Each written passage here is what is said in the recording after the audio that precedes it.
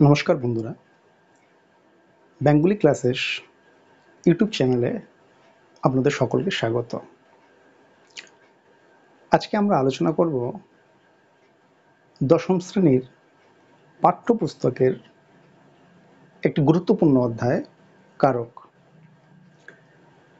শুধুমাত্র দশম শ্রেণীর পাঠ্যপুস্তকের সিলেবাসের মধ্যেই কারক নয়, পিএসসি এবং অন্যান্য যেসব কম্পিটিটিভ পরীক্ষা হয় সেই পরীক্ষাতেও কারক একটা গুরুত্বপূর্ণ বিষয় হিসেবে এই কারক থেকে প্রশ্ন আসে। তো আমাদের এই কারক কিভাবে খুব সহজ পদ্ধতিতে আমরা শিখতে পারি এবং ব্যাকরণটা সাধারণত মনে করা হয় যে খুবই কঠিন এবং এটাকে বুঝবার ক্ষেত্রে বহু সমস্যা দেখা দেয়। সেই সমস্যা এবং সেই কঠিনতা থেকে মুক্তির মাধ্যমে সুন্দরভাবে সরসতার সাথে যাতে করে আনন্দের সাথে আমরা শিখতে পারি, সেই কারণেই এই ইউটিউব চ্যানেল তৈরি করা। তো আজকে আমরা খুব সহজ উপায়ে কিভাবে কারক চিহ্নিত করব বা কারক নির্ণয় করব সেটা আজকে আমরা শিখব। তো আমরা সকলেই জানি যে কারক মূলত 6 ভাগে ভাগ করা হয় কারককে। কারক 6 প্রকার। কি কি? না, কর্তৃকারক, কর্মকারক, করণ কারক, অধিকরণ কারক, অপাদান কারক আর নিমিত্ত কারক। এই 6টি হচ্ছে কারক। এই 6টি কারক আমাদের মূল যে কাজ সেটা হলো যে এই কারকগুলোকে চিহ্নিত করা। যদি একটা বাক্য যদি দেওয়া থাকে এবং সেই বাক্যের কোনো একটা পদকে যদি তার নিচে দাগ দেওয়া থাকে এবং সেই দাগ দেওয়ার নিচে যদি বলে যে এটাকে কারক নির্ণয় করো, তাহলে কি করে আমরা সেই কারকটাকে নির্ণয় করব, আজকে আমরা সেটা খুব সহজ পদ্ধতিতে শিখব। তো আমরা 6টা কারকের ভাগ আমরা জানলাম। এই 6টা ভাগের মধ্যে আমরা আজকে প্রথম দিকে এই 3টে ভাগ আমরা দেখে নেব। সেটা হচ্ছে, একটা হচ্ছে এই কর্তৃকারক, আরেকটা হচ্ছে কর্মকারক, আরেকটা হচ্ছে করণকারক। তাহলে কর্তৃকারক, কর্মকারক আর করণকারক। তো কর্তৃকারকের পাশে আমরা লিখেছি, দেখব যে কে দিয়ে অথবা কি দিয়ে। অর্থাৎ যদি একটা বাক্য দেওয়া থাকে এবং সেই বাক্যটার যদি একটা ক্রিয়াপদ থাকে এবং সেই ক্রিয়াপদকে যদি আমরা কে দিয়ে প্রশ্ন করি অথবা কি দিয়ে প্রশ্ন করি এবং সেই প্রশ্নের পরিপ্রেক্ষিতে যদি কোনো উত্তর আসে, তাহলে আমরা জানবো সেটা কর্তৃকারক। এইবারে শুধুমাত্র কে দিয়ে বা কি দিয়ে প্রশ্ন করলেই যে সেটা কর্তৃকারক হবে, সেটা ক্ষেত্রে কিছু কিছু ক্ষেত্রে তার ব্যতিক্রমী রয়েছে। তো আমরা উদাহরণের মাধ্যমে আমরা দেখব।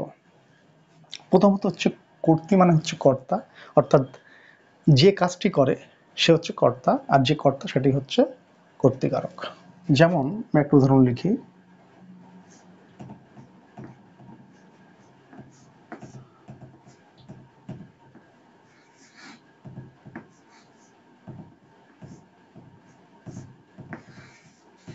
আমি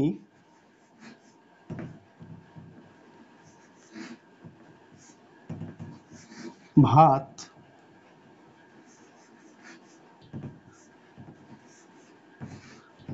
খাই। আমি ভাত খাই। এখানে একটা বাক্য আমরা লিখেছি যে আমি ভাত খাই। এই যে বাক্যটা আমরা এখানে দেখছি, এই বাক্যের মধ্য থেকে আমাকে যদি বলে যে এর মধ্যে থেকে এই দুটো পদের নিচে যদি দাগ দেওয়া থাকে এবং এটাকে বলে যে এই দুটো পদকে আমরা কারকে চিহ্নিত করতে হবে, তাহলে আমাদেরকে কি করতে হবে? যে একটা বাক্য দেওয়া রয়েছে, এখানে দেখতে পাচ্ছি একটা বাক্য দেওয়া রয়েছে, সেই বাক্যের মধ্যে থেকে যদি কারক নির্ণয় করতে হয়, তাহলে প্রথম দায়িত্ব হচ্ছে এই বাক্যের মধ্যে আমাকে খুঁজে বের করতে হবে যে এই বাক্যের মধ্যে কোথায় ক্রিয়া রয়েছে।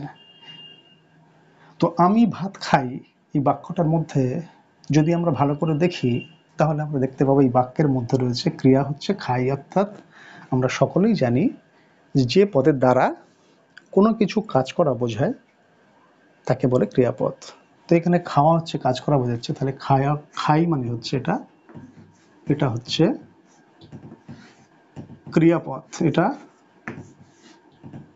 ক্রিয়াপদ। এবার আমরা ক্রিয়াপদকে এখানে কাজটা কে কে কাজটা করছে আমরা জানি যে যে কাজটি করে সে হচ্ছে কর্তা। তো খাওয়া, এখানে খাই, আমি ভাত খাই, এই খাওয়ার কাজটা কে করছে? খাওয়ার কাজ করছে আমি। তাহলে আমি, আমার দ্বারা খাওয়ার কাজটা হচ্ছে, তাহলে আমি কর্তার, কর্তা মানেই হচ্ছে এটা কর্তৃকারক। আমি যদি কর্তা হয়, এই কর্তা মানেই এটা কর্তৃকারক, এটা কর্তৃকারক। আমি হচ্ছে কর্তা, তার মানে এটা কর্তৃকারক। তাহলে ক্রিয়াপদকে যদি কে দিয়ে বা কি দিয়ে প্রশ্ন করি, অর্থাৎ শুধুমাত্র প্রশ্ন করলেই যে সেটা কর্তৃকারক হয়ে যাবে সেটা নয়, আমাদেরকে ভালো করে দেখতে হবে যে ওই ক্রিয়াপদের মধ্যে কে দিয়ে বা কি দিয়ে প্রশ্ন করার আগেও আমাকে দেখতে হবে যে কাজটা কে সম্পন্ন করছে, মানে কে কাজটি করছে। যে কাজ করছে সে হচ্ছে কর্তা, আর সে যদি কর্তা হয় সেই কর্তাই হলো কর্তৃ। তাহলে এখানে হচ্ছে আমি ভাত খাই, তাহলে খাওয়ার কাজটা করতে হচ্ছে আমি, তাহলে আমি হচ্ছে কর্তা, কর্তা মানে এটা হচ্ছে কর্তৃকারক। এবার আমি যদি প্রশ্ন করি সেটার উত্তর পাবো যে কে খায়, তাহলে উত্তর আসবে আমি খাই। এই ক্রিয়াপদকে আমি প্রশ্ন করি, খাইকে প্রশ্ন করি,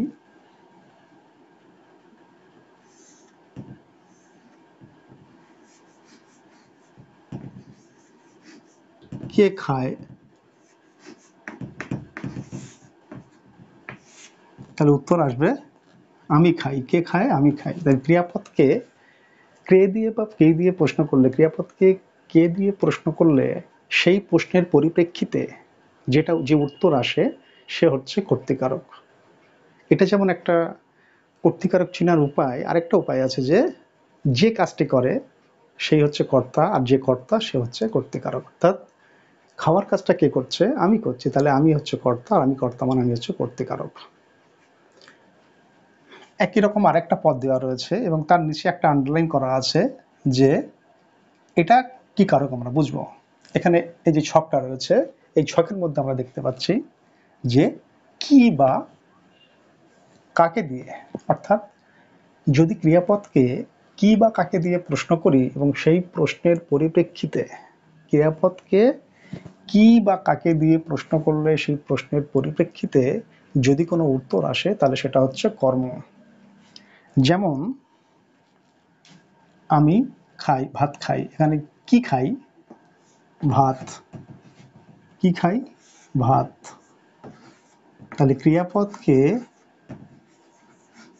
কি খাই? ভাত। ক্রিয়াপদকে কি দিয়ে প্রশ্ন করলে সেই প্রশ্নের উত্তর যেটা আসছে সেটা হচ্ছে কর্ম। এই একটা উদাহরণ আমরা দেখলাম। এটা হচ্ছে কর্তৃ আর কর্মচারের উপায়। তো কর্তা যেটা করে, কর্তা যে ক্রিয়াটা করে তা হচ্ছে কর্ম। তো এখানে হচ্ছে তাহলে একটা আমরা বুঝলাম যে ক্রিয়াপদকে কে বা কি দিয়ে যদি প্রশ্ন করি এবং সেই প্রশ্নের পরিপ্রেক্ষিতে আমরা যদি কোনো উত্তর পাই তাহলে সেটা হচ্ছে কর্তৃকারক। এর আরেকটা বুঝবার উপায় হচ্ছে যে যে কাজটি করে সে হচ্ছে কর্তা, অর্থাৎ খাওয়ার কাজটা কে করছে? আমি করছি, তার মানে আমি হচ্ছে কর্তা, কর্তা মানে হচ্ছে কর্তৃ। আর কর্মকারক কি? ক্রিয়াপদকে কি বা কাকে দিয়ে যদি প্রশ্ন করি এবং সেই প্রশ্নের পরিপ্রেক্ষিতে যদি কোনো উত্তর আসে তাহলে সেটা হচ্ছে কর্মকারক। আরেকটা উদাহরণ আমরা দিই একই উদাহরণের ফ্রেজ টেনে।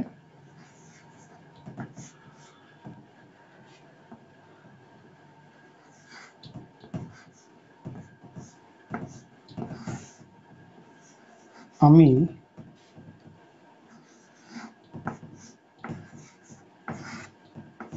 ভাইকে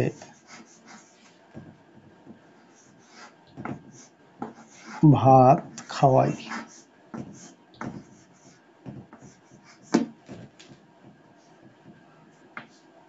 ভাইকে ভাত খাওয়াই। আরেকটা বাক্য আমরা দিলাম, আমির নিচে দাগ, ভাইকের নিচে দাগ, ভাতের নিচে দাগ। তো আমরা এই তিনটে যে পদ রয়েছে, এই তিনটি পদের আমরা কারক নির্ণয় করব। তো আমরা প্রথমেই দেখে নিয়েছি যে কারক করবার ক্ষেত্রে বা কারককে চিনবার সব থেকে সহজ উপায় হলো যে কারক একটা বাক্য যদি দেওয়া থাকে, একটা বাক্য যদি দেওয়া থাকে এবং সেই বাক্যের মধ্যে যদি পদগুলোর মধ্যে যে যে পদের কারক নির্ণয় করতে হবে সেই পদগুলোর নিচে যদি এরকম আন্ডারলাইন করা থাকে বা তার নিচে দাগ দেওয়া থাকে, তাহলে সেই পদের যদি কারক চিহ্নিত করতে বলে তাহলে প্রথমে আমাদের খুঁজে নিতে হবে ক্রিয়াপদ কোনটা। তো এখানে আমরা প্রথমে খুঁজে দিলাম, এটা হচ্ছে ক্রিয়াপদ, এই ক্রিয়াপদ। এবার আমরা দেখব এই খাওয়ার কাজটা কে করছে। যে কাজটি করে সে কর্তা, তার মানে আমি হচ্ছে আমি খাওয়াই, খাওয়ানোর কাজটা কে করছে, আমি করছি, তার মানে এটা কর্তা মানে হচ্ছে এটা কর্তৃ। আবার এটাকে অন্যভাবে প্রশ্ন করেও পারা যাবে যে কে খাওয়ায়, তার উত্তর হচ্ছে আমি খাওয়াই। তাহলে ক্রিয়াপদকে কে দিয়ে প্রশ্ন করলে যে উত্তর আমরা পাচ্ছি তাহলে সেটা হচ্ছে কর্তৃকারক। এবারে প্রশ্ন, কি খাওয়াই, কি খাওয়াই না ক্রিয়াপদকে কি খাওয়াই, উত্তর হচ্ছে ভাত খাওয়াই। এখানে আগেই দেওয়া আছে কি বা কাকে দিয়ে যদি প্রশ্ন করি, কি বা কাকে দিয়ে যদি প্রশ্ন করি তাহলে সেই প্রশ্ন যদি উত্তর আসে তাহলে সেটা হচ্ছে কর্ম। এই কি খাওয়াই ভাত খাওয়াই, তাহলে এটা হচ্ছে কর্মকারক।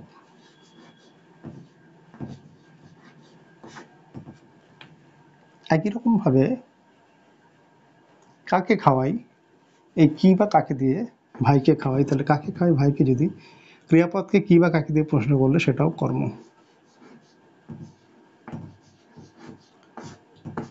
তাহলে কর্তৃকারক, কর্মকারক, কর্মকারক। এবার আমরা দেখব যে কর্তা যার সাহায্যে কোনো ক্রিয়া সম্পাদন করে, কোনো কাজ সম্পন্ন করে কর্তা, এবং সেই কাজটা সম্পন্ন করার ক্ষেত্রে কর্তা যার সাহায্য নেয় সেটা হচ্ছে করণকারক। কি করে আমরা বুঝবো, একটা উদাহরণ দেব। যেমন আমি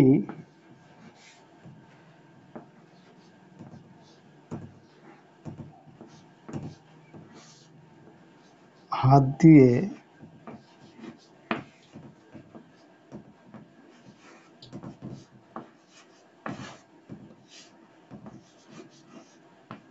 ভাইকে খাওয়াই।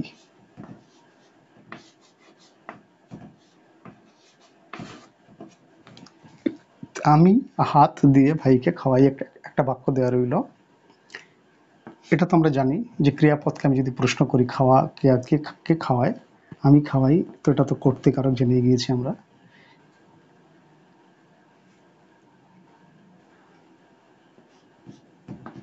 সরি, ভাতটা লেখা হয়নি।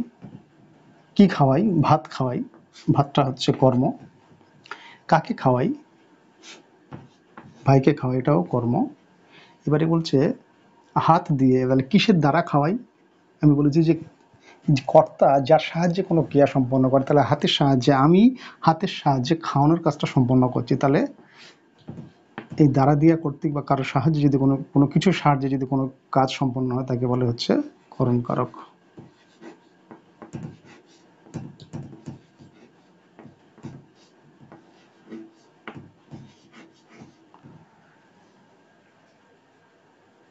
তাহলে কারক চিনবার সহজ উপায় আমরা যেটা দেখলাম যে মূলত আমরা দেখলাম কারক ৬ প্রকার: কর্তৃকারক, কর্মকারক, করণকারক, অধিকরণকারক, অপাদান কারক আর নিমিত্ত কারক। তো এখানে প্রথম আমরা যে তিনটি কারকের আলোচনা করলাম, একটা হচ্ছে কর্তৃকারক, যেটা বলছে যে ক্রিয়াপদকে যদি কে বা কি দিয়ে প্রশ্ন করি। আমরা সকলেই জানি যে কারক করতে গেলে হচ্ছে ক্রিয়াপদের সঙ্গে অন্যান্য পদের সম্পর্ক। তার মানে কারক নির্ণয় করার প্রথম যে সূত্র আমাদের প্রয়োগ করতে হবে সেটা হচ্ছে যে একটা বাক্য যদি দেওয়া থাকে এবং একটা বাক্য যদি দেওয়া থাকে এবং সেই বাক্যের মধ্যে যদি কোনো পদের নিচে যদি দাগ দেওয়া থাকে তাহলে সেই পদের ক্ষেত্রে আমাদেরকে কি করতে হবে, আমাদের এই পদের নিচে দাগ দেওয়া থাকলে তাহলে প্রথম দায়িত্ব যে ক্রিয়াপদকে খুঁজে নেওয়া। এবার ক্রিয়াপদকে খুঁজে নিয়ে আমাকে দেখতে হবে যে ক্রিয়াপদকে যদি কে বা কি দিয়ে প্রশ্ন করি, অথবা যদি দেখি যে যে কাজটা করছে সেই কর্তা, আর যে কর্তা সে হচ্ছে কর্তৃকারক। তাহলে ক্রিয়াপদকে কে বা কি দিয়ে প্রশ্ন করে যদি সেই প্রশ্নের পরিপ্রেক্ষিতে কোনো উত্তর পাই তাহলে সেটা কর্তৃকারক হতে পারে। আবার একেবারে শুদ্ধভাবে তাকে যদি চিহ্নিত করি তাহলে বলবো যে যে কাজটি করছে সেই হচ্ছে কর্তা, আর যিনি কর্তা সে হচ্ছে কর্তৃকারক। আরেক তার পরবর্তী হচ্ছে কর্মকারক। ক্রিয়াপদকে কি বা কাকে দিয়ে প্রশ্ন করে যদি সেই প্রশ্নের পরিপ্রেক্ষিতে কোনো উত্তর পাই তাহলে সেটা হচ্ছে কর্মকারক। এখন প্রশ্ন হচ্ছে যে আমরা ক্রিয়াপদ প্রথমে খুঁজে নেব, তারপর পদগুলোর মধ্যে প্রশ্ন করব কি খাওয়াই, কি খাওয়াই, ভাত খাওয়াই, কাকে খাওয়াই, ভাইকে খাওয়াই। আর কর্মকারক কি, যে কর্তা যার সাহায্যে কোনো ক্রিয়া সম্পন্ন করে তাকে বলে কর্মকারক। এখানে হচ্ছে হাতের সাহায্য নিচ্ছে, আমি হাতের সাহায্য নিয়ে ভাইকে খাওয়াচ্ছি, তাই এটা হচ্ছে কর্মকারক।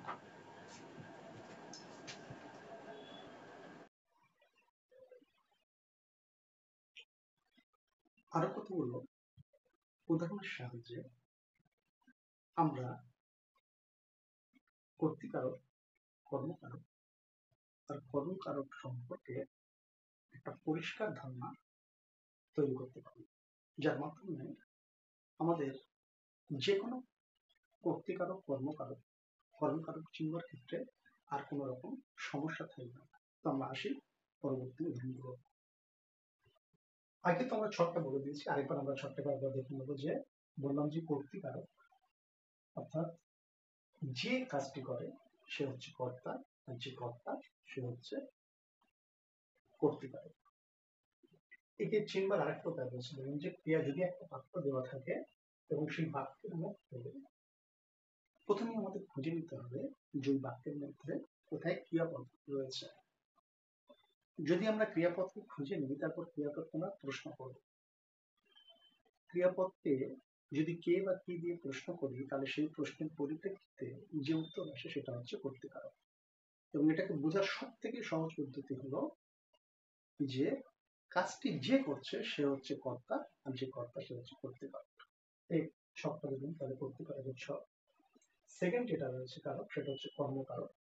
যে ক্রিয়াপদকে যদি আমরা কি বা কাকে দিয়ে প্রশ্ন করি এবং সেই প্রশ্নের পরিপ্রেক্ষিতে যে উত্তর আসে সেটা হচ্ছে কর্মকারক। আর বললাম কি, যে কর্তা যার সাহায্যে কোন ক্রিয়া সম্পাদন করে সেটা হচ্ছে কর্মকারক। এইবার আমরা দেখবো এই কর্তৃকারক, কর্মকারক ও কর্মকারকের ক্ষেত্রে কিছু কিছু ক্ষেত্রে আমরা দেখি যে ব্যতিক্রমী হয়ে যায়, এবং সেই ক্ষেত্রে কর্তৃকারক আর কর্মকারক চিহ্নিত করবার ক্ষেত্রে ওই প্রশ্নগুলো দিয়ে করবার পরেও অনেক সময় দেখা যায় যে সেটা সেই কারকের মধ্যে পড়ে না। সেই যে সমস্যাগুলো তৈরি হয় সেই ব্যতিক্রমী উদাহরণগুলো আমরা একটু দেখে নেব, যাতে করে আমাদের ওই চিহ্নিত করবার সমস্যা থেকে পুরোপুরি মুক্ত হতে পারি। তো এখানে দেওয়া রয়েছে প্রথম একটা যে উদাহরণ আমরা দিয়েছি সেটা হচ্ছে রামবাবু ভাইকে ব্যাকরণ পড়ান। এবার যদি এই বাক্যটা, এই রামবাবু ভাইকে ব্যাকরণ পড়ান, এই যে বাক্যটা রয়েছে, যদি এই বাক্যটাকে রামবাবু নিচে দাগ থাকে, ভাইকে নিচে দাগ থাকে, ব্যাকরণের নিচে দাগ থাকে, এবং এই তিনটে পদকে যদি কোনো কারক চিহ্নিত করো তাহলে আমরা কি করে কারক চিহ্নিত করব। তো প্রথমে এই বাক্যটাকে কারক চিহ্নিত করতে হলে আমাদের প্রথম দায়িত্ব বা প্রথম কাজ আমরা বলেছিলাম যে একটা বাক্য যদি দেওয়া থাকে এবং সেই বাক্যের পদগুলোর নিচে যদি এরকম দাগ দিয়ে সেগুলোকে কারক চিহ্নিত করতে বলে, তাহলে প্রথম দায়িত্ব হচ্ছে আমাদেরকে ওই বাক্যের মধ্যে থেকে ক্রিয়াপদকে খুঁজে নেব। যদি আমরা ওই বাক্যের মধ্যে ক্রিয়াপদকে খুঁজতে না পারি বা ক্রিয়াপদ যদি খুঁজে না পাই তাহলে ওই বাক্যের বা ওই পদগুলোর কারো কখনোই করা সম্ভব নয়।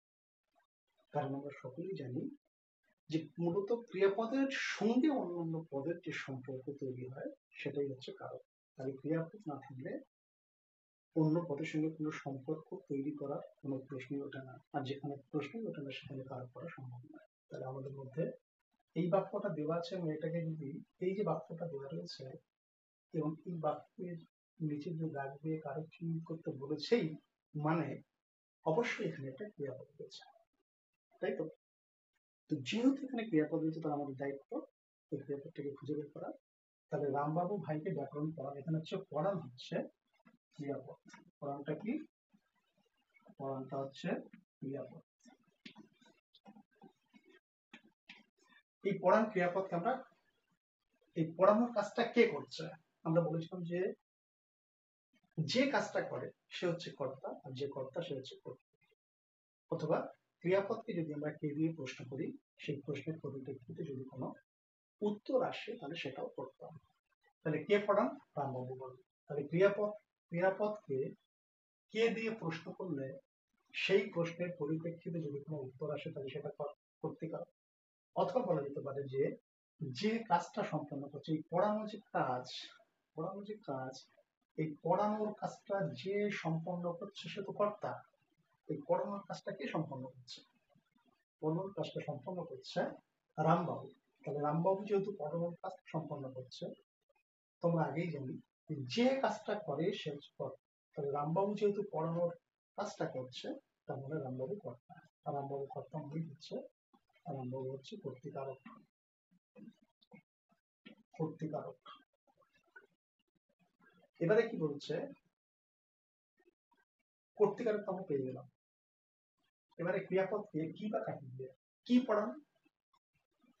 কে পড়ান তো আমরা পেলাম, রামবাবু পড়ে। কি পড়ান? ব্যাকরণ পড়ান। ক্রিয়াপদ ক্রিয়াপদকে কি বা কাকে দিয়ে প্রশ্ন করলে সেই প্রশ্নের পরিপ্রেক্ষিতে যদি কোনো উত্তর আসে তাহলে সেটাই হচ্ছে কর্মকারক। তো এখানে কি পড়ান? ব্যাকরণ পড়ান। এই কি দিয়ে প্রশ্ন?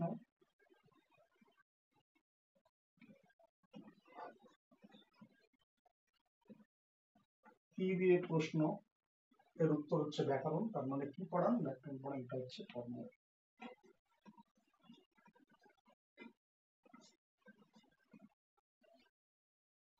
কাকে পড়ান?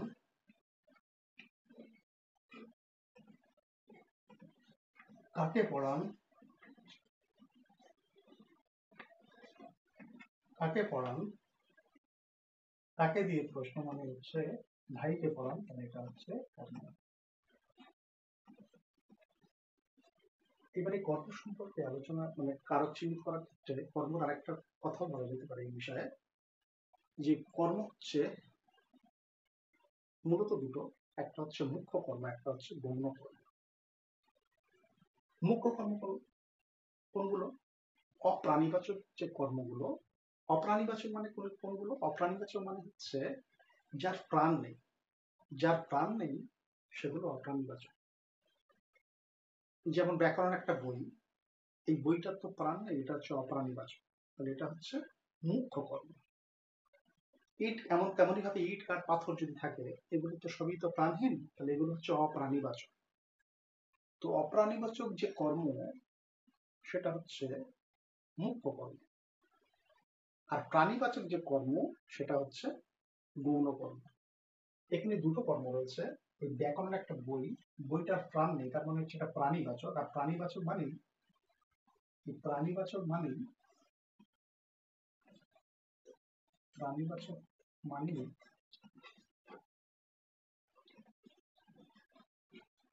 এটা হচ্ছে মুখ্য কর্ম। প্রাণীবাচক মানে হচ্ছে মুখ্য কর্ম, সরি প্রাণী অপ্রাণীবাচক, এটা হচ্ছে অপ্রাণীবাচক।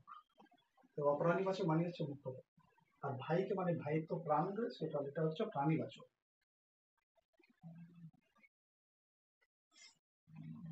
ভাইটা হচ্ছে প্রাণীবাচক।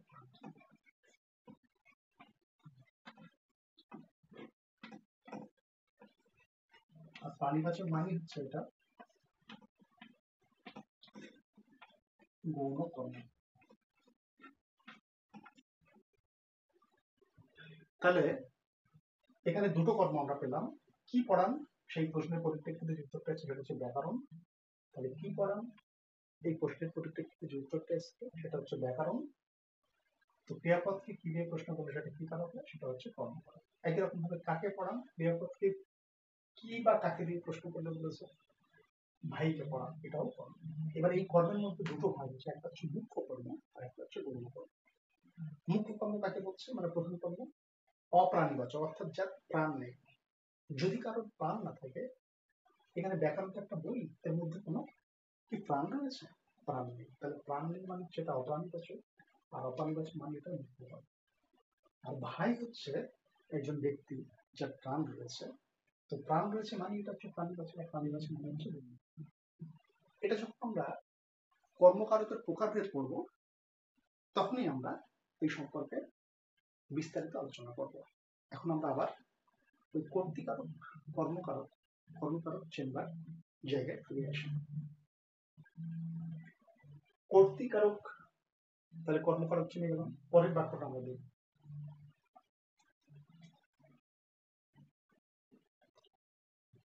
আমরা পরের উদাহরণ লক্ষ্য করবো।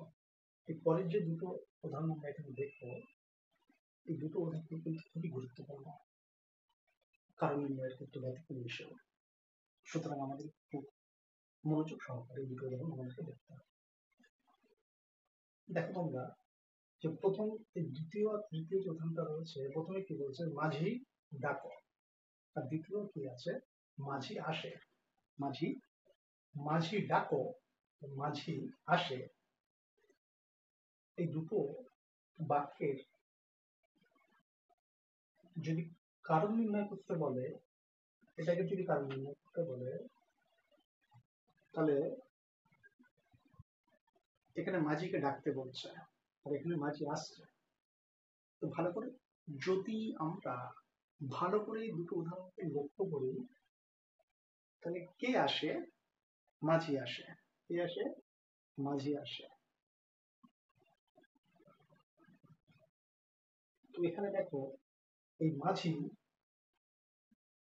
ডাক, আর মাঝিকে ডাকো, এই মাঝি যে ডাকার কাজটা করছে, ডাকার কাজ কিন্তু মাঝি করছে না, মাঝিকে ডাকার কাজ করছে অন্য কেউ, মানে অন্য কাউকে, অন্য কেউ ডাকবে মাঝিকে।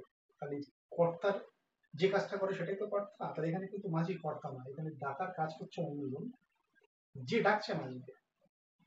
তাহলে এটা কিন্তু তুমি মাঝিকে ডাকো, এখানে উর্জ আছে কর্তা। তাহলে ডাকার কাজ হচ্ছে, ক্রিয়া হচ্ছে ডাকা, মাঝিকে ডাকো, কাকে ডাকো, মাঝিকে ডাকো, মাঝি ডাকো। তাহলে ক্রিয়া কাকে, এটা হচ্ছে কর্ম হবে। আবার এই মাঝি যখন আছে, এটা কিন্তু মাঝি আসে, এখানে আসার কাজ করছে মাঝি নিজে, মানে কর্তা নিজে, যে যে নিজে কাজটি করে সে তো কর্তা। তো মাঝি আসে মানে আসার কাজ করছে মাঝি, আসা যে কাজটা হচ্ছে মানে আসছেন যে, সে তো মাঝি। তাহলে যে কাজটা করছে সে তো, যে কাজটা করছে সে তো মাঝি। তাহলে আমরা আগেই জেনেছি যে যে কাজ করে সে তো কর্তা, তাহলে মাঝি কাজটা করছে, মাঝি আসার কাজটা করছে, তাহলে মাঝি কর্তা, আর কর্তা মানুষের করতে পারে। আর এখানে মাঝি ডাকো, এই ডাকার কাজ করছে, মাঝিকে ডাকতে বলছে, বলা হচ্ছে এই ডাকতে বলার কাজটা করা হচ্ছে অন্য কাউকে দিয়ে, যে ডাকছেন তাকে ডাকছে, মাঝিকে ডাকছে, তো এটা হচ্ছে কর্ম।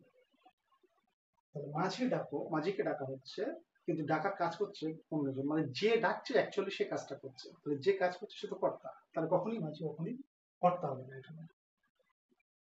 আর এখানে কি বলছে, মাঝি আসে, তাহলে আসার কাজ করছে মাঝি নিজে, তাহলে এটা হচ্ছে কর্তৃকারক। এবার আমরা পরবর্তী ধারণে যাবো। এখানে দেওয়া আছে সীতা ফুল তোলে, সীতা নিচে দাগ, ফুল নিচে দাগ।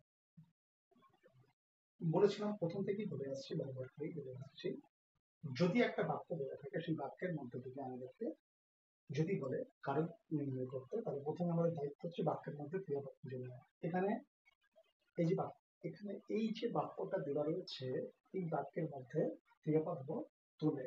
ক্রিয়াপদ হলো কি, তোলে। তো তোলে যদি ক্রিয়া হয়, তাহলে আমরা ক্রিয়াপদকে বলেছিলাম যে যে কাজটি করে সেটা কর্তা।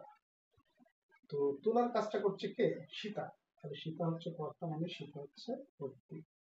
বা এটাকে আলাদাভাবে যদি প্রশ্ন করি, কে তোলে, তাহলে সীতা তোলে। তাহলে ক্রিয়াপদকে কে দিয়ে প্রশ্ন করলে, যে প্রশ্নের পরিপ্রেক্ষিতে যদি কোনো উত্তর আমরা পাই, তাহলে সে কর্তৃকারক। কে তোলে, সীতা তোলে, কর্তৃকারক। কি তোলে, ক্রিয়াপদকে কি বা কাকে দিয়ে প্রশ্ন করলে তার পরিপ্রেক্ষিতে যদি কোনো উত্তর আমরা পাই, তাহলে সেটা হচ্ছে কর্ম। তাহলে কি তোলে, ফুল তোলে, এটা হচ্ছে কর্মকারক।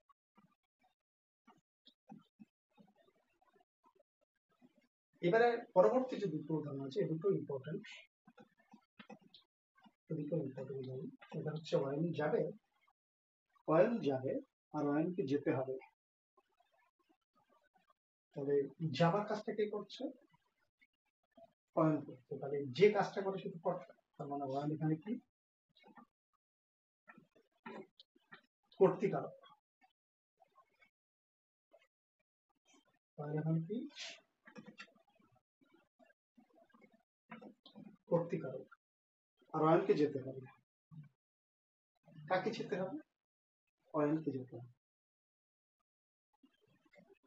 তাহলে এটাও তো অ্যাকচুয়ালি ক্রিয়াপদকে যেতে হবে। ক্রিয়াপদকে কি বা কাকে দিয়ে প্রশ্ন করলে তো সেটা কর্মকারক হওয়ার কথা, কিন্তু এখানে কিন্তু এই যে অয়েলকে রয়েছে,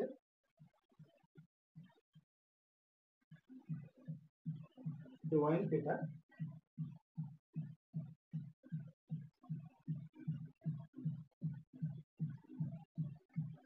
কর্তৃকারক হবে না। সরি, অয়েলকে যেতে হবে, এই যে বাক্যটা রয়েছে এখানে তো অ্যাকচুয়ালি কাকে দিয়ে প্রশ্ন করলে সেটা কর্মকারক হওয়ার কথা, কিন্তু এটা কর্মকারক হবে না। কারণ হচ্ছে এই যাওয়ার কাজটা অয়েল নিজেই করছে। যাওয়ার কাজটা অয়েল যেহেতু নিজে করছে, তাহলে আমি বলেছিলাম যে ক্রিয়াপদ যে কাজটা করে সে তো করতে, তাহলে অয়েল তো নিজের যাওয়ার কাজ নিজেই করছে, অন্য কাউকে দিয়ে করাচ্ছে না। তাহলে এখানে কাকে দিয়ে প্রশ্ন করলেও যদি উত্তর অয়েলকে আসে, তাহলে তখনও সেটা কর্ম হবে না, এটা হলো করতে পারে। কাকে যেতে হবে? অয়েলকে যেতে হবে। যদি ক্রিয়াপদকে কাকে দিয়ে প্রশ্ন করে তাহলে কর্ম হওয়ার কথা, কিন্তু হলো না কেন? কারণ সে যাওয়া যে কাজটা হচ্ছে বা যেতে হওয়ার যে কাজটা করছে সেটা অয়েল নিজেই করছে। যে নিজে কাজটা করছে সেটা করতে পারে, এটা হচ্ছে।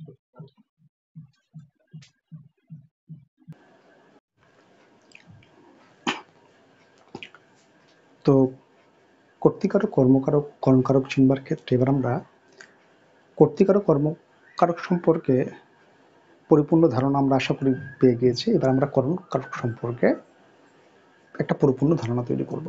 প্রথমে আমরা দেখব কর্মকারক বলেছিলাম যে কাহার দ্বারা কিসে। মূলত এটা কর্তা যার সাহায্যে ক্রিয়া সম্পাদন করে তাকে বলে কর্মকারক। কর্তা একটা কাজ করছে, তো সেই কাজটা যার সাহায্যে করছে সেটাকে বলছে কর্মকারক। এবং মূলত ওই কর্মকারকের ক্ষেত্রে দ্বারা দ্বারা দিয়া কর্তৃক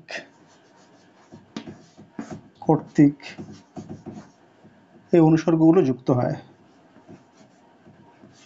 দ্বারা দিয়া কর্তৃক অনুসর্গ যোগে সাধারণত কর্মকারক হয়। অর্থাৎ কর্তা যার সাহায্যে ক্রিয়া সম্পাদন করে সে তাকে কর্মকারক বলে। এবং ক্রিয়াপদকে আমরা কাহার দ্বারা বা কিসে আর বা দ্বারা দিয়া কর্তৃক অনুসর্গ যদি থাকে তাহলে সেক্ষেত্রে সেটা কর্মকারক হয়। এবার আমরা কতগুলো উদাহরণের সাহায্যে আমরা কর্মকারকটাকে দেখব। প্রথমে যে উদাহরণটা রয়েছে এখানে সেটা হচ্ছে টাকায় বাঘের দুধ পাওয়া যায়। তো এখানে ক্রিয়া হচ্ছে দুধ পাওয়া যায়। তো কি পাওয়া যায়? দুধ পাওয়া যায়। কিসের কি দিলে পাওয়া যায়? টাকা দিলে। তাহলে টাকার মাধ্যমে বা টাকার দ্বারা বাঘের দুধ পাওয়া যায়। টাকার দ্বারায় টাকা দিলে টাকা দেওয়ার মধ্য দিয়ে দুধ পাওয়া যায়। এই দেওয়াটা এখানে উজ্জ্ব রয়েছে। তাহলে টাকা যদি দেওয়া হয় তাহলে দুধ পাওয়া যাবে। কে পাবে? আমি পেতে পারি বা অন্য কেউ পেতে পারে, সেটা উজ্জ্ব রয়েছে এখানে। তো তুমি টাকায় বাঘের দুধ পাওয়া যাবে। তো টাকার সাহায্যে বাঘের দুধ পাওয়া যায়। তো কর্তা যার সাহায্যে ক্রিয়া সম্পাদন করছে, কর্তার টাকার সাহায্যে ওই দুধ পাওয়া যাওয়া ক্রিয়া সম্পন্ন হচ্ছে। টাকা যদি না দেওয়া হয় তাহলে বাঘের দুধ পাওয়া যাবে না। তাহলে টাকার দ্বারা যেহেতু ক্রিয়া সম্পন্ন হচ্ছে, তাহলে কর্তা যার সাহায্যে ক্রিয়া সম্পাদন করে সেটা তো করণকারক। তো এখানে টাকার সাহায্যে দুধ পাওয়ার ক্রিয়া সম্পন্ন হচ্ছে বলে এটা হচ্ছে করণকারক। এটা করণকারক। একই রকম ভাবে পরের যে উদাহরণটা রয়েছে, প্রবীর ছুরি দিয়ে ফল কাটে। এখানে ফল কাটা হচ্ছে, কে কাটছে? প্রবীর কাটছে। তাহলে প্রবীরের দ্বারা ফলটা কাটা হচ্ছে, তাহলে প্রবীর যেহেতু ফলটা কাটছে, তো যে কাজ করে সে তো কর্তা, তাহলে প্রবীর তো এখানে কর্তা, তার মানে কর্তৃকারক। আর ছুরির দ্বারা ফলটা কিন্তু এমনি এমনি কাটা সম্ভব নয়। ফলটা ছুরির দ্বারা ফল কাটা হচ্ছে। যেহেতু ছুরি দিয়ে ফল কাটছে, এখানে দিয়ে অনুসর্গ রয়েছে, এটা অনুসর্গ। অনুসর্গ, আর এখানে ছুরির সাহায্যে যেহেতু ফল কাটছে তাহলে এটা হচ্ছে, এই ছুরিটা হচ্ছে, ছুরি দিয়ে মানে হচ্ছে করণ কারক, ছুরিটা হচ্ছে করণ কারক। এবারে আমরা তৃতীয় যে উদাহরণটা রয়েছে সেটা আমরা ভালো করে দেখব, যে রাম কর্তৃক, এখানে বলে দিয়েছে তো দ্বারা দিয়া কর্তৃক অনুসর্গ যদি থাকে তাহলে তো সেটা তো করণ কারক হওয়ার কথা। তাহলে রাম কর্তৃক রাবণ বধ হইয়াছিল, তো রাবণের যে বধ হওয়ার কাজটা করেছে কে? রাম। এখানে তো দ্বারা দিয়া করতে গেছে, তাহলে এটা তো অ্যাকচুয়ালি করণ কারক হওয়ার কথা, তাই না? কিন্তু এটা করণ কারক হবে না, কারণ হচ্ছে কি, এই যে বধ হওয়ার যে ক্রিয়া সম্পন্ন হচ্ছে, বধ হওয়ার যে কাজটা হচ্ছে, বধটা যে হচ্ছে, সেটা কে বধ করছে? রাম বধ করছে। তাহলে যে কাজটা করছে সে তো কর্তা, তাহলে সে কি করে করণ হতে পারে? তাহলে রাম কর্তৃক, তাহলে রাবণ যে বধ হয়েছিল, রাবণের বধ হওয়ার কাজটা রাম সম্পন্ন করছে, তাহলে যে কাজ সম্পন্ন করে সে তো কর্তা, কর্তা মানে তো সেটা হচ্ছে কর্তৃক। তাহলে এখানে কিন্তু করণ কারক এটা হবে না, এখানে কর্তৃক থাকলেও এটা করণ কারক হবে না, এটা মাথায় রাখতে হবে। এই কর্তৃকটা যদিও থাকেও তাহলেও কিন্তু এখানে করণ কারক হবে না। আমি চোখে দেখি, কানে শুনি। কে দেখে? আমি দেখি। কে শুনি? আমি শুনি। কিসে শুনি? চোখের সাহায্যে দেখি, চোখের দ্বারা দেখি, আমি চোখ দিয়ে দেখি, চোখ দিয়ে দেখি, আর কানের দিয়ে শুনি, কানের দ্বারা শুনি। তাহলে দ্বারা দিয়া কর্তৃক মানে দিয়ে, চোখ দিয়ে দেখি আর কান দিয়ে শোনা, কানের সাহায্যে। শোনার যে কাজটা হচ্ছে কানের সাহায্যে করা হচ্ছে, শোনার যে কাজটা হচ্ছে কানের সাহায্যে করা হচ্ছে, দেখার কাজটা চোখের সাহায্যেই করা হচ্ছে। চোখের সাহায্য ছাড়া দেখা যাবে না, কানের সাহায্য ছাড়া শোনা যাবে না। তাহলে আমি হচ্ছে কর্তা, যে কর্তা যার সাহায্যে কাজটা করছে, কর্তা চোখের সাহায্যে করছে, তাহলে এটা হচ্ছে করণ, এটা করণ, করণ কারক। আর কর্তা আমি, সেই শোনার কাজটা করছে কার সাহায্যে? কানের সাহায্যে, তাহলে এটাও করণ, এটাও করণ কারক। একই রকমভাবে পরবর্তী যে বাক্যটা রয়েছে, লেখক কলম দিয়ে গল্প লেখে। এই গল্প লেখার কাজ করছেন কে? লেখক। এ তো কর্তা মানে কর্তৃ। এবার এই কর্তৃকারক, এটা আমি যেমন কর্তৃ, এই কর্তা কি করছে? গল্পটা লিখছে, কিসের সাহায্যে লিখছে? কলমে দিয়ে। তাহলে দিয়ে অনুসর্গ, দিয়ে অনুসর্গ,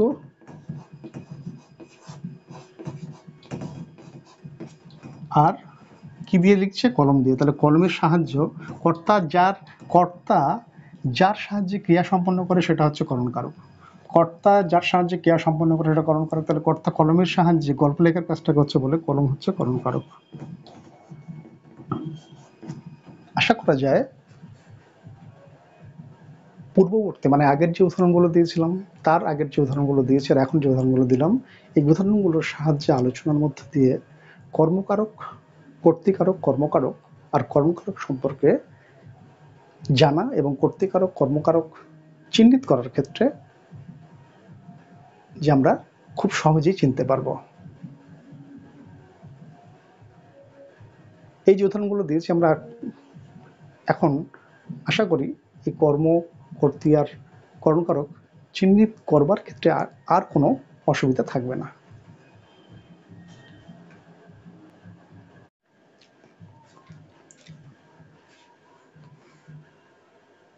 কারকের পরবর্তী যে তিনটে ভাগ রয়েছে, এবার আমরা সেই পরবর্তী ভাগগুলোকে আলোচনা করব। যদি আমরা কর্তৃকারক, কর্মকারক, কারক সম্পর্কে আমরা বিস্তারিত আলোচনা করেছি এবং কিভাবে এই কারকগুলোকে চিনব, কতগুলো উদাহরণের সাহায্যে আমরা সেটা দেখেছি। এবার আমরা দেখব বাকি যে তিনটে ভাগ রয়েছে, অর্থাৎ অধিকরণ কারক, অপাদান কারক আর নিমিত্ত কারক। এই যে তিনটি কারক রয়েছে, এই তিনটি কারক আমরা কি করে চিনব সেটা আমরা দেখব। তো প্রথমে যেটা রয়েছে অধিকরণ কারক, সেটা হচ্ছে যে যদি একটা বাক্য দেওয়া থাকে এবং সেই বাক্যের কে যদি কবে, কখন, কোথায় দিয়ে প্রশ্ন করি এবং সেই প্রশ্নের পরিপ্রেক্ষিতে যদি আমরা কোনো উত্তর পাই, তাহলে সেটা হচ্ছে অধিকরণ কারক। এবারে দেখতে হবে, অর্থাৎ স্থান মানে জায়গা, কাল মানে হচ্ছে কাল কোন সময়, আর সময় হচ্ছে সময়, স্থান কাল সময় যদি থাকে এবং কবে, কখন, কোথায় দিয়ে যদি প্রশ্ন করা হয়, তাহলে সেই প্রশ্নের পরিপ্রেক্ষিতে যদি কোনো উত্তর আসে তাহলে সেটা অধিকরণ কারক। পরবর্তী যে কারকটা রয়েছে সেটা হচ্ছে যা থেকে কোনো ব্যক্তি বস্তু পতিত, চলিত, ভীত, গৃহীত, রক্ষিত, উৎপন্ন অথবা মুক্ত হয়, এবং যদি সেই কারক করবার ক্ষেত্রে সেখানে যদি হইতে থেকে চেয়ে অনুসর্গ থাকে, তাহলে সেটা হবে অপাদান কারক। আর একটা রয়েছে, সেটা হচ্ছে নিমিত্ত কারক। নিমিত্ত হচ্ছে যখন কোনো ব্যক্তি, প্রাণী বা বস্তুর জন্য, যখন কোনো ব্যক্তি, প্রাণী বা বস্তুর জন্য বা উদ্দেশ্যে বা নিমিত্তে কর্তা কোনো ক্রিয়া সম্পন্ন করে, তখন যার জন্য কাজটি করে তাকে বলে নিমিত্ত কারক। এবার এটা হচ্ছে অনুসর্গ হচ্ছে দ্বারা দিয়ার জন্য। এর প্রশ্ন যদি করতে হয় তাহলে হচ্ছে সেটা হচ্ছে কিসের জন্য বা কিসের নিমিত্ত, এরকম যদি প্রশ্ন করা হয় তাহলে সেটা নিমিত্ত কারক। এটা কোথা থেকে, এটা হচ্ছে অপাদান কারক। তো অপাদান হচ্ছে পতিত, মানে কোথাও জায়গা থেকে সেটা পতিত হয়, সেটা হচ্ছে অপাদান কারক।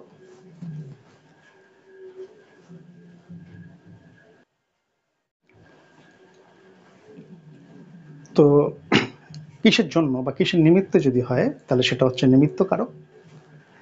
আর কোথা থেকে যদি উৎপন্ন হয়, কোনো কোনো যা থেকে কোনো ব্যক্তি, বস্তু পতিত হয় বা চলিত হয় বা ভৃত হয়, সেটাকে বলছে অপাদান কারক।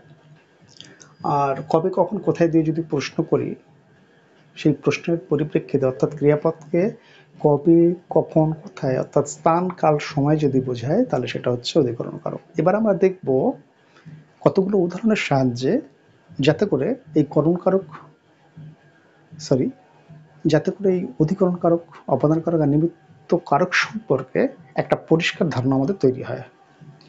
তো প্রথম যে উদাহরণটা আমরা আছে, যদি ভালো করে লক্ষ্য করে দেখি আমরা, তাহলে দেখা যাচ্ছে প্রথম উদাহরণ দেওয়া রয়েছে, শ্যামবাবু সকালে বাজার থেকে মেয়ের জন্য 2টো আম কিনল। প্রথমের যে উদাহরণটা আমরা দেখছি, শ্যামবাবু সকালে বাজার থেকে মেয়ের জন্য 2টো আম কিনল। আমরা প্রত্যেকবারই বলেছি যে কোনো একটা কারক নির্ণয় করার ক্ষেত্রে বা কারক চিহ্নিত করবার ক্ষেত্রে যেটা প্রথম কাজ আমাদের, সেটা হচ্ছে যে ওই বাক্যের মধ্য থেকে আমাকে ক্রিয়াপদটাকে খুঁজে বের করতে হবে। তা আমরা প্রথমে ক্রিয়াপদটা খুঁজে নেবো। এটা এখানে ক্রিয়াপদ হচ্ছে কিনল। এই কেনা হচ্ছে ক্রিয়াপদ। কেনাটা কি? কেনা ক্রিয়াপদ। এইবার আমরা দেখব যে কে কিনলো, না শ্যামবাবু কিনলো। এই শ্যামবাবু যেহেতু কিনেছে, সেই কারণে শ্যামবাবুটা হচ্ছে কর্তৃকারক। শ্যামবাবু হচ্ছে কর্তৃকারক। এবারে বলছে ক্রিয়াপদকে যদি কবে, কখন, কোথায় থেকে প্রশ্ন করি, যদি সেই প্রশ্নের পরিপ্রেক্ষিতে যদি কোনো উত্তর আসে তাহলে সেটা হচ্ছে অধিকরণ কারক, অর্থাৎ স্থান, কাল, সময় যদি বোঝায়। এবারে কখন কিনলো, না সকালে কিনলো। ক্রিয়াপদকে কবে, কখন, কোথায় দিয়ে প্রশ্ন করলে সেই প্রশ্নের পরিপ্রেক্ষিতে যদি কোনো উত্তর আসে তাহলে সেটা হবে অধিকরণ কারক। তাহলে কখন কিনলো, না সকালে কিনলো, তাহলে এটা হচ্ছে সকালে, মানেই হচ্ছে এটা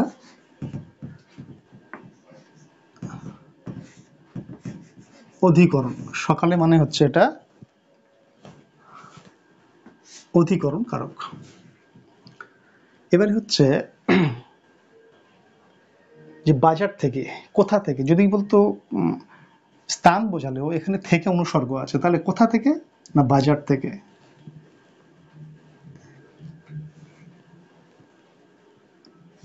এই বাজার থেকেটা, এটা হচ্ছে হইতে থেকে চেয়ে যদি অনুসর্গ থাকে এবং কোথা থেকে, এবং প্রশ্ন করে যদি তার উত্তর পাই কোথা থেকে আনলো বা কিসে থেকে, তাহলে সেটা হচ্ছে অপাদান। এটা হচ্ছে অপাদান কারক। এবারে বলছে কার জন্য কিনলো, কার উদ্দেশ্যে। এখানে আগেই বলেছে যখন কোনো ব্যক্তি, প্রাণী বা বস্তুর জন্য বা উদ্দেশ্যে কর্তা কোনো ক্রিয়া, কোনো কাজ সম্পন্ন করে, যখন কোনো ব্যক্তি, বস্তু বা প্রাণীর জন্য বা উদ্দেশ্যে বা নিমিত্তে কর্তা যদি কোনো কাজ সম্পন্ন করে তখন তাকে বলে নিমিত্ত কারক। তো এখানে হচ্ছে কর্তা তো শ্যামবাবু, তো শ্যামবাবু হচ্ছে এই মেয়ের উদ্দেশ্যে বা মেয়ের জন্য বা মেয়ের নিমিত্ত, মেয়ের উদ্দেশ্যেই তার আম কেনা। আমটা কিন্তু সে যে কিনছে, সেই আমটা সে মেয়ের উদ্দেশ্য বা মেয়ের জন্যই কিনছে। তাহলে মেয়ের নিমিত্ত যেহেতু করছে বা মেয়ের জন্য, তাই এটা হয়ে যাচ্ছে নিমিত্ত কারক। এটা হয়ে যাচ্ছে নিমিত্ত কারক, মেয়ের নিমিত্ত, মেয়ের জন্য বা মেয়ের উদ্দেশ্যে। এবারে কি কিনলো? নাম কিনলো। ক্রিয়াপদকে যদি কি দিয়ে প্রশ্ন করে আগেই বলেছিলাম, তাহলে সেটা হচ্ছে কর্মকারক, তাহলে এটা হচ্ছে কর্ম।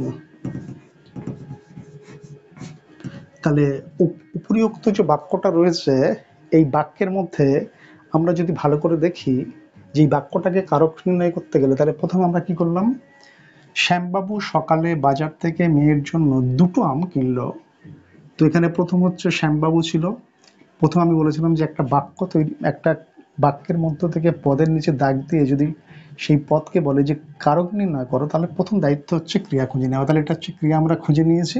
ক্রিয়াপদকে আমরা প্রশ্ন করি, কে কিনলো?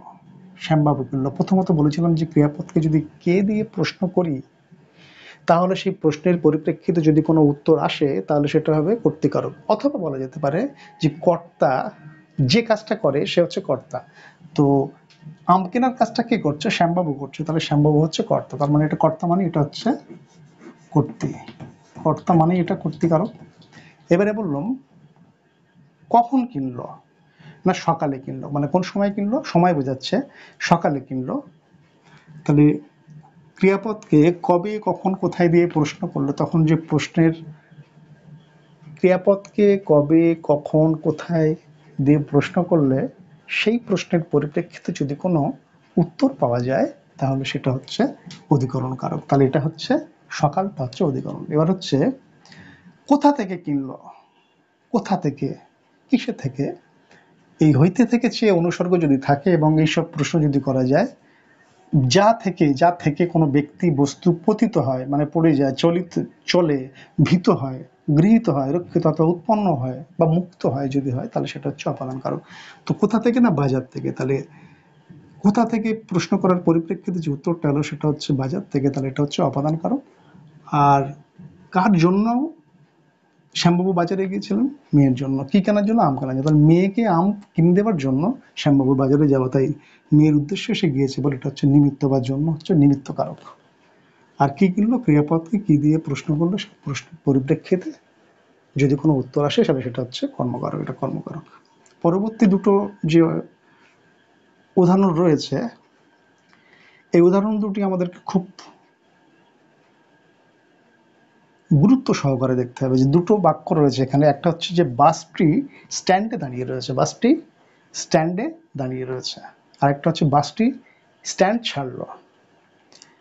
এবারে দুটো বাসটি স্ট্যান্ডে দাঁড়িয়ে আছে, যদি এই স্ট্যান্ডে দাগ থাকে, এই স্ট্যান্ড দুটো দাগ থাকে এবং দুটোকে কারক নির্ণয় করতে বলে, তাহলে দুটি প্রথম বাক্যের যে পদটি রয়েছে এবং দ্বিতীয় বাক্যের যে পদটি রয়েছে, অর্থাৎ তৃতীয় বাক্যের যে পদটি রয়েছে, তাহলে এই যে দুটি পদ রয়েছে, এই দুটি পদে কি একই কারক হবে? যদি ভালো করে আমরা দেখি, তাহলে কিন্তু একই কারক হবে না। কারণ প্রশ্নটা হচ্ছে যে স্ট্যান্ডে দাঁড়িয়ে আছে। কোথায় দাঁড়িয়ে রয়েছে? স্ট্যান্ডে দাঁড়িয়ে আছে। তাহলে ক্রিয়াপদকে কবে, কখন, কোথায় দিয়ে প্রশ্ন করলে সেই প্রশ্নের পরিপ্রেক্ষিতে যদি কোনো উত্তর আসে, তাহলে সেটা হচ্ছে হয়ে যাবে অধিকরণ।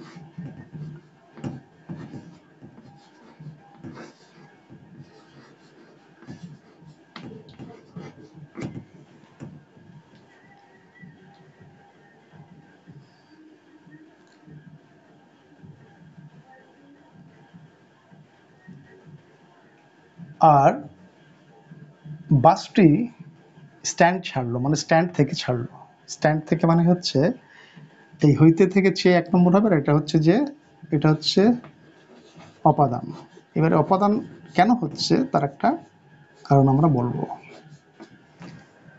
মূলত এই স্ট্যান্ডে দাঁড়িয়ে থাকা মানে কি, একটা জায়গায় অবস্থান করছে, সেখানে কিন্তু সে তার মধ্যে গতিশীলতা নেই, মানে সে এক জায়গা থেকে অন্য জায়গায় স্থানান্তর হচ্ছে না, সে এক জায়গায় স্থির রয়েছে। সে এক জায়গা থেকে অন্য জায়গায় স্থানান্তর হচ্ছে না, মানে সে অবস্থান করছে। এই অবস্থান করা যদি বোঝায়, তাহলে সেক্ষেত্রে হবে এটা হচ্ছে অধিকরণ। আর যদি স্থানান্তর, স্ট্যান্ড ছাড়লো মানে কি, স্ট্যান্ড থেকে সে চলে যাচ্ছে বাসটি, তার মানে সে স্থানান্তর হচ্ছে, অর্থাৎ স্থান থেকে সরে যাওয়া।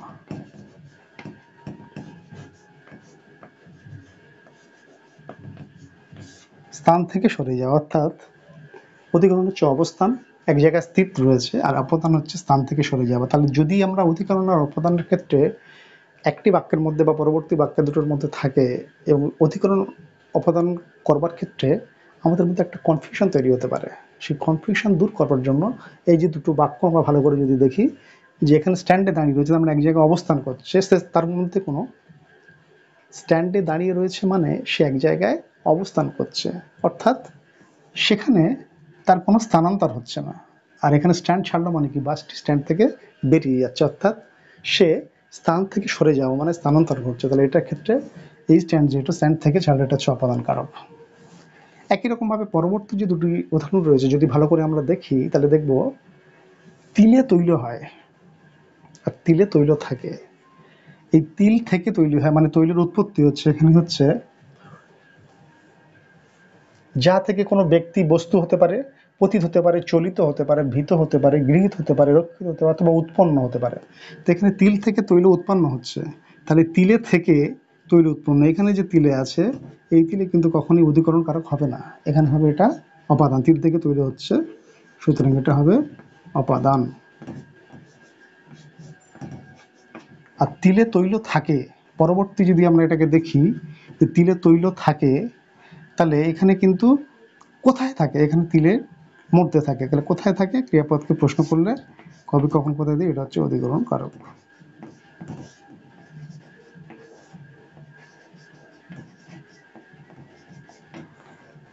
তাহলে চতুর্থ এবং পঞ্চম যে উদাহরণ দুটো আমরা দিলাম, তিলে তৈল হয় আর তিলে তৈল থাকে, দুটো উদাহরণ, দুটো বাক্য রয়েছে, কিন্তু দুটো বাক্যকে যদি আমরা সূক্ষ্মভাবে বিচার করে দেখি তাহলে তিল থেকে তৈরি হচ্ছে, তাহলে উৎপন্ন হলে সেখানে উপাদান কারক হচ্ছে। আর তিলে তৈল থাকে, কোথায় তৈরি থাকে, ক্রিয়াপদকে কবে কখন কোথায় দিয়ে বা স্থানকাল সময় যদি বোঝায় তাহলে সেটা হবে অধিকরণ কারক।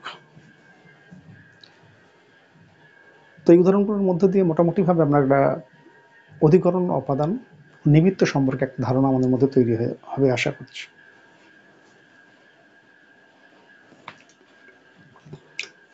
আরো কিছু উদাহরণ আমরা দেখব। প্রথম যে উদাহরণটা রয়েছে যে রমেশ সকালে মাঠে ক্রিকেট খেলে। তো এখানে যদি প্রত্যেকটা পদের নিচে দাগ দেওয়া থাকে রমেশ সকালে মাঠে ক্রিকেট খেলে, এই যে পদগুলো দাগ রয়েছে আমরা এগুলোকে এবারে কারক নির্ণয় করব। আমরা এর আগেই কর্তৃকারক, কর্মকারক, করণকারক, তারপরে এখন অধিকরণ কারক, অপাদান আর নিমিত্ত কারক সম্পর্কে চিহ্নিত করার ক্ষেত্রে উদাহরণ সহযোগে মোটামুটিভাবে আমাদের একটা ধারণা তৈরি হয়েছে। এবার আমরা সরাসরি ওই কারকগুলোকে নির্ণয় করে দেখবো যে আমরা পারছি কিনা। তো প্রথমেই বলেছিলাম যে একটা বাক্য দেওয়া থাকলে এবং সেই বাক্যের মধ্যে যদি একাধিক পদ থাকে এবং সেই পদগুলোর নিচে যদি দাগ দেওয়া থাকে এবং সেই দাগ দেওয়া পদগুলির যদি কারক নির্ণয় করতে বলে, তাহলে প্রথম কাজ হচ্ছে আমাদেরকে ক্রিয়াপদ খুঁজে বের করা। ক্রিয়াপদ হচ্ছে খেলে, এটা হচ্ছে ক্রিয়া, খেলে হচ্ছে ক্রিয়া। এইবারে আমরা খেলে যে ক্রিয়া একে প্রশ্ন করি কে খেলে, তাহলে ক্রিয়াপদকে যদি কে দিয়ে প্রশ্ন করি তাহলে সেই প্রশ্নের পরিপ্রেক্ষিতে যদি কোনো উত্তর আসে তাহলে সেটা হচ্ছে কর্তৃকারক। কে খেলে, তাহলে রমেশ, তাহলে এটা হচ্ছে কে দিয়ে প্রশ্ন করলে সেটা হচ্ছে কর্তৃ, অথবা যে কাজটি করে সে হচ্ছে কর্তা, কর্তা মানে কর্তৃ, তাহলে কাজটা কে করছে, খেলার কাজটা করছে কে, রমেশ। কখন খেলে, সকালে খেলে। ক্রিয়াপদকে কবে কখন কোথায় দিয়ে প্রশ্ন করলে সেই প্রশ্নের পরিপ্রেক্ষিতে যদি কোনো উত্তর আসে তাহলে সেটা হচ্ছে অধিকরণ কারক। তাহলে কখন খেলে, সকালে খেলে, সকালে হচ্ছে অধিকরণ, সকালে হচ্ছে অধিকরণ কারক। কোথায় খেলে, না মাঠে খেলে, কোথায় খেলে, মাঠে খেলে। কবে কখন কোথায়, তাহলে কোথায় খেলে, মাঠে খেলে, এটা হচ্ছে অধিকরণ কারক।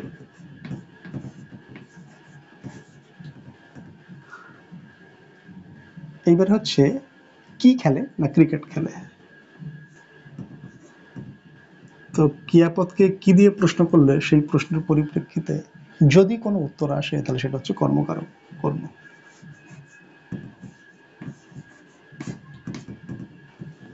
পরবর্তী উদাহরণ আমরা দেখব, সৌগত মাঠে ফুটবল খেলে। একই রকম ভাবে আমরা প্রথমেই আমাদের দায়িত্ব হচ্ছে ক্রিয়াপদ বের করে নেওয়া, তারপরে এই নিচের পদগুলো যে দাগ দিয়ে রয়েছে যেগুলোকে কারক চিহ্নিত করা। কে খেলে, সৌগত খেলে, তাহলে ক্রিয়াপদকে কে দিয়ে প্রশ্ন করলে অথবা যে কাজটি করে সে কর্তা, তার মানে খেলার কাজটা কে করছে? সৌগত করছে, তাহলে এটা হচ্ছে কর্তা মানে কর্তৃকারক।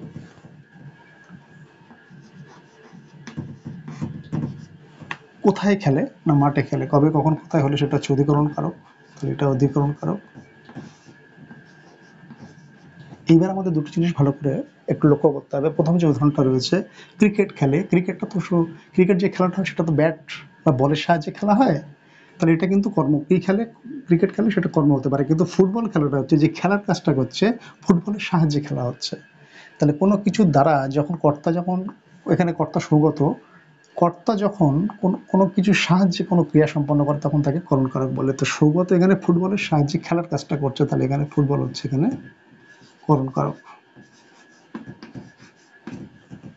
কর্মকারকের পরিবর্তে এখানে হবে ফুটবল করণকারক।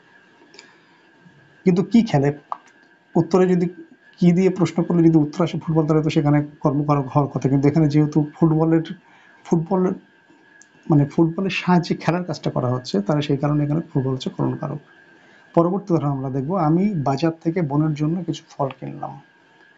এখানে এখানে ক্রিয়াপদ কোনটা? কিনলাম। কিনলামটা কি? ক্রিয়া। ক্রিয়াটাকে আমরা প্রত্যেকটা বাক্যের আমাদের প্রথম দায়িত্ব হচ্ছে ক্রিয়াটাকে খুঁজে বের করা। এবার ক্রিয়া খুঁজে বের প্রশ্ন করব, কে কিনলো? না আমি কিনলাম। তাহলে আমি নিচে যদি দাগ হয়, এই আমিটা হচ্ছে কে কিনলো, কেনার কাজটা কে করছে? আমি, তাহলে আমি হচ্ছে কর্তা, তাহলে কর্তা মানে এটা কর্তৃকারক। এবার থেকে, কোথা থেকে? এই যে কোথা থেকে, ক্রিয়াপদকে কোথা থেকে প্রশ্ন করলে সেই প্রশ্নের পরিপ্রেক্ষিতে যদি কোনো উত্তর আসে তাহলে এটা অবদান কারক। বাজার থেকে, তাহলে বাজার থেকে হচ্ছে অবদান কারক। অপাদান কারক। এবারে বলছে কার জন্য, কি জন্য, কিসের জন্য, কি নিমিত্ত, কিসের নিমিত্ত, বা কিসের জন্য বা কার জন্য? বোনের জন্য। বোনের উদ্দেশ্যে ফল কি কিনছে? না ফলটা কিনছে, সেই কারণে বোন হচ্ছে নিমিত্ত কারক। যখন কর্তা কোনো ব্যক্তি, বস্তু বা প্রাণীর জন্য উদ্দেশ্যে বা জন্য বা নিমিত্তে কোনো কাজ করে, কোনো ক্রিয়া সম্পন্ন করে এবং তাকেই উদ্দেশ্য করে কাজটা করে, তাই জন্য সেটা হচ্ছে নিমিত্ত কারক। আর কি কিনলো? ফল কিনলো।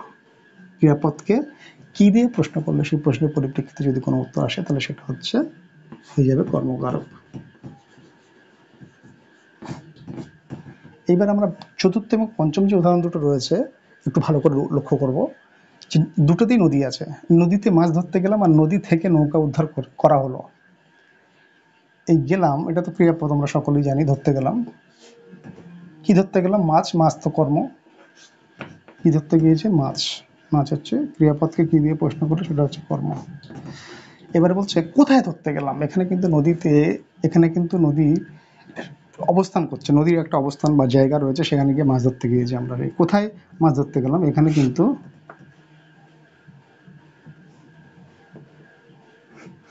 এটা হয়ে যাবে অধিকরণ।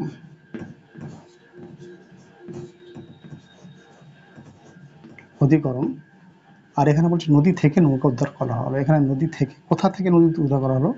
এই নদী থেকে, তাই এখানে এই নদীটা হবে অপাদান কারক। কি উদ্ধার করা হলো? নৌকা। তাহলে কি দিয়ে প্রশ্ন করলে সেটা হয়ে যাবে কর্ম।